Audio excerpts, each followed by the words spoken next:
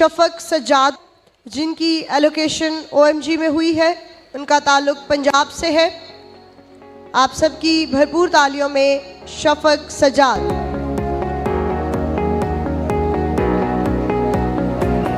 अस्सलाम वालेकुम एवरीवन। सबसे पहले मैं शुक्र अदा करना चाहूँगी अल्लाह ताला की ज़ात का, जिसकी वजह से हम सब आज यहाँ पे मौजूद हैं। उसके बाद मेरे वालिदैन का बहुत शुक्रिया, जिनका बहुत बड़ा रोल रहा है मेरी इस जर्नी में।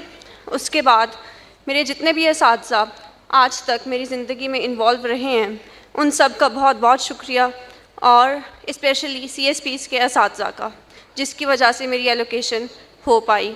और मैं अपने सब 54th CTP के फ़ेलोज़ को कॉन्ग्रेचुलेट करना चाहूँगी। हमारी सर्विस में मुझे उम्मीद है कि बहुत अच्छा टाइम स्पेंड होगा। Thank you. इनकी हौसला अफजाई के लिए मैं बुलाना चाहूँगी Irfan Baloch from PAAS। Please come on the stage.